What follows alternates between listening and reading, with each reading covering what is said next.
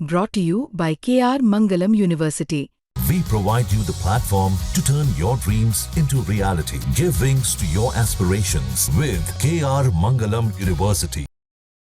कारण यह हालत खराब है इस स्टेट की। मैं अभी रास्ते में देख रहा था और गिन भी रहा था, बड़ी बड़ी होर्डिंग्स मैंने देखी। तो मैंने हमारे अमन सिंगला जी बैठे, इनसे पूछा ये एक होर्डिंग कितने की होगी? बोले 1,00,000-1,50,000 की होगी। मैंने कहा ये पैसा कहाँ से आ रहा है? तो जवाब में हंस दिए, मुस्कुरा दिए। मैं दिल्ली से आ रहा हूँ। दिल्ली में जो ठगी की दुकान बंद हुई, उसका नुकसान पंजाब को बहुत हो रहा है। दिल्ली को तो फायदा हुआ कि वो ठगी की दुकान बंद हुई, लेकिन पंजाब पर प्रेशर बढ़ गया, वजन बढ़ गया, बर्डन बढ़ गया। पंजाब में आप लोगों ने, आप लोग मतलब पंजाब के लोगों ने आम आदमी पार्टी या आपकी सरकार चुनी। सरकार का जो मुखिया है सिर्फ नाम भर का मुखिया है। हम तो बचपन से भगत सिंह का नाम पढ़ पढ़ के बड़े हुए हम सब। पगड़ी का रंग उन्होंने भगत सिंह जी वाला रखा, लेकिन पंजाब की इज्जत, पंजाब का सम्मान दिल्ली दरबार के आगे झुक झुक कर खत्म करने की साजिश है। क्या आपको इसलिए चुना था कि आप हुकुम हुजूरी बजाएं दिल्ली की, दिल्ली दरबार की? पंजाब का पैसा केजरीवाल को हेलीकॉप्टर में घुमाने के लिए, हवाई जहाज में घुमाने के लिए, जेड सिक्योरिटी दिलवाने के लिए, क्या इसलिए था? पंजाब तो कर्ज के तले दब रहा है, और वो साहब कभी गुजरात घूमने चले जाते हैं पंजाब के हवाई जहाज में, कभी कहीं और घूम रहे होते हैं। पैसा किसका है? पंजाब का पैसा है। ये बात करते हैं कि वे नशा दूर करेंगे। आधा कैबिनेट इनका दिल्ली का नशे के व्यापार की वजह से जेल में था। आधे से ज्यादा लोगों पर नशे की वजह से केस चल रहे हैं। ये नशा दूर करेंगे पंजाब का? एक अय्याशी वाली जिंदगी केजरीवाल की, उसका पैसा पंजाब का किसान, पंजाब का जवान, पंजाब का व्यापारी क्यों देगा? ये शिकायत पूरे देश को है, पूरे पंजाब को है, और सब हैरान है कि आम आदमी अपने आप को बोलते हैं और क्या खास शौक पाले हुए हैं। 2-2 राज्यों की जेड सिक्योरिटी किसी एक मुख्यमंत्री को, एक्स चीफ मिनिस्टर को मिली हो तो वो एक आदमी। 2 राज्यों की जेड सिक्योरिटी, क्या करोगे साहब? ये तो कहते थे ना बंगला लूंगा, न गाड़ी लूंगा, न सिक्योरिटी लूंगा। अब 2-2 राज्यों की सिक्योरिटी लेकर घूम रहे हैं। 100-100 गाड़ियां काफिले में, 150 गाड़ियां काफिले में। मैंने अभी, मुझे आशु भाई बता रहे थे कि कल वो घोषणा करके गए कि यहां से जितवा दो, मंत्री बना दूंगा। भाई हम ये भी पूछना चाहते हैं कि हटाओगे किसको, वो भी नाम बता दो। किसी को हटाओगे तभी ना उसको मंत्री बनाओगे, तो बताइए किसको हटाओगे? ये चुनौती देते हैं हम। फिर कहते हैं कि यहां किसी और पार्टी का एमएलए जीतेगा तो काम नहीं होने दूंगा। ये धमकी देने की बात है। पंजाब क्या धमकी से डरता है?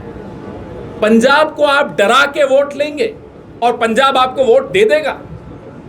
ये संभव ही नहीं है, ये इम्पॉसिबल है, ये नहीं हो सकता।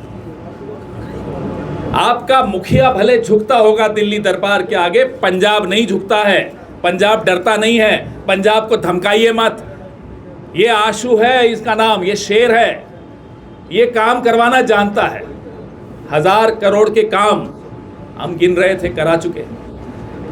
आप अगले 2 साल इनकी सरकार है, ये इन 2 सालों में भी काम कैसे करा के दिखाएगा ये आप जानते हैं। इस आदमी में वो गुण है, और इनको तंग करने में कोई कसर नहीं छोड़ी।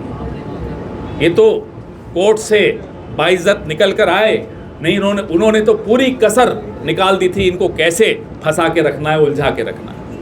लेकिन ये डरा नहीं। इसलिए ये लुधियाना वेस्ट के लोग, पंजाब सूबे के लोग, पूरे देश के लोग जानते हैं कि पंजाब डरता नहीं है, आशु डरता नहीं है। डराओ मत। और मैं आपको ये वादा करके जा रहा हूं कि जो लुधियाना वेस्ट में आज होगा, अच्छों का घमंड टूटेगा। देखिए, लोग थोड़ा बहुत झूठ बर्दाश्त कर लेते हैं अपने नेताओं से, धोखा बर्दाश्त नहीं करते। जो पंजाब के साथ हुआ वो धोखा है, और वो धोखा सुना है। दिल्ली से टीम आई हुई है, उगाही करने वाली टीम। पंजाब से उगाही करती है, दूसरी टीम नोट गिनती है। चेयरमैन बाहर से ला के बनवाए जा रहे हैं। पंजाब की इज्जत के साथ ये खिलवाड़ जो किया जा रहा है, दिल्ली वाले आकर जो कर रहे हैं, ये बर्दाश्त नहीं होगा।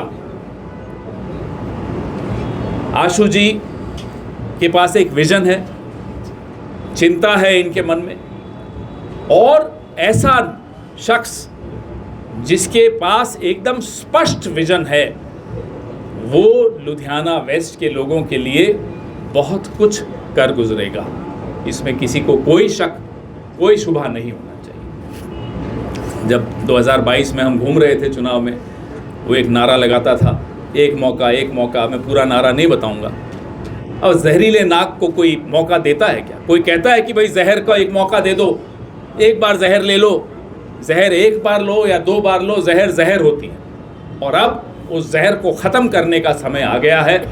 उसका पहला कदम भाई आशु को जिताने का होगा। उसके बाद 27 के पहले फिर आएंगे और कदमों की पर भी चर्चा करेंगे। लेकिन अब पंजाब निजात चाहता है, अब पंजाब आज़ादी चाहता है इन लोगों से, और इन लोगों से आज़ादी लुधियाना वेस्ट के लोगों के वोट से ही मिलना शुरू होगी। पंजाब की जो हालत है, नौजवान की जो हालत है, किसान की हालत, व्यापारी की हालत, कोई चिंता नहीं इन लोगों को।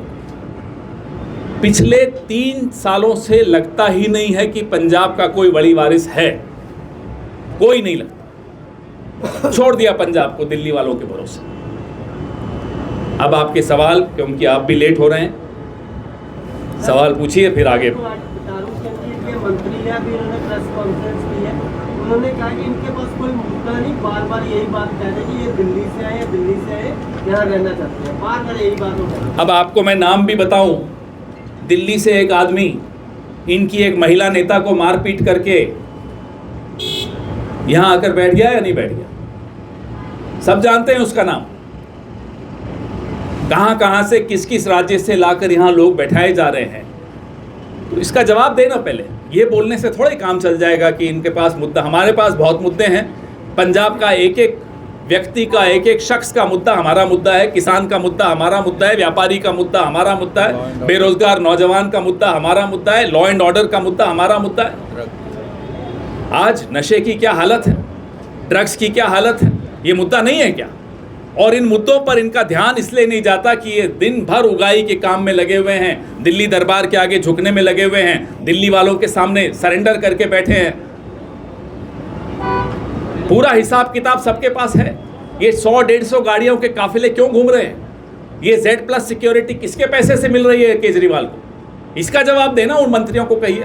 मंत्री तो बेचारा बोलेगा, अभी डरा भी हुआ है, उसको लगता है पता नहीं कौन सा मंत्री हटेगा, बोल दिया भाई इसको बना देंगे। एक आदमी राज्यसभा से में बैठा है, उसको करने दीजिए जो वहां कर रहा है। कहते हैं कि साहब कोई और पार्टी का आएगा तो काम नहीं होगा, तो दिल्ली में जितने आपके MLA उनको कहिए इस्तीफा दे दीजिए। ये क्या लॉजिक है जी? डू यू थिंक कि अगर ये चीज़ पॉसिबल, अगर वो जीत रहे हैं, 2027 देख रहे हैं, तो Delhi people will entirely hijack और कैप्चर पंजाब, अगर इसीलिए में चलते रहे? नहीं, जीते तो चांस नहीं है, और कैप्चर हो चुका है। कैप्चर में कोई कमी नहीं छोड़ी गई, पूरा कैप्चर हो चुका है। जो दिल्ली में इस बार गाड़ियां भी पकड़ी गई चुनाव में, पंजाब नंबर की गाड़ियों में पैसे पकड़े जा रहे थे, तो कैप्चर में कोई कमी नहीं छोड़ी है। गुजरात तक में जो पैसा पिछले इलेक्शन में लगा और जो अभी बाई इलेक्शन में लग रहा है, पंजाब से जा रहा है। तो कैप्चर आपको लगता है कि आने वाले दिनों में होगा, तो गलत सोच रही हैं आप।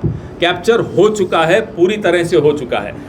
भगवंत मान एक मुखौटा है, असली चेहरा पीछे वही है केजरीवाल।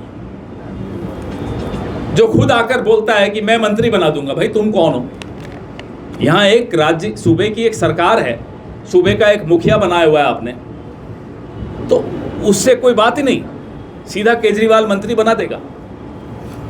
सर राहुल गांधी जी आए थे, कहीं ना कहीं उन्होंने ये कहा है कि अब जो आगे प्रचार होगा वो एकता के अनुसार होगा। कहीं ना कहीं तालमेल की अभी भी कमी लग रही है। जो पंजाब प्रधान है वो कहीं ना कहीं आपसे दूरियां बनाए रखी है।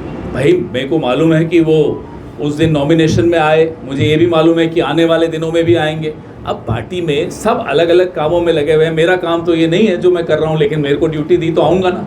तो सबको ड्यूटी दी जाती है, आने वाले दिनों में आपको सब दिखेंगे। सर यही बात MP रमनीत बिट्टू ने बोली है कि जो कांग्रेस है उनको वोट मत डालो, उनकी पार्टी में क्लेश है, अगर वोट डालोगे आपके घर में क्लेश पड़ जाएगा। 2 साल पहले कुछ और बोलते थे, 2 साल बाद फिर कुछ और बोलेंगे। उनकी बातों को मत आप सीरियसली लो।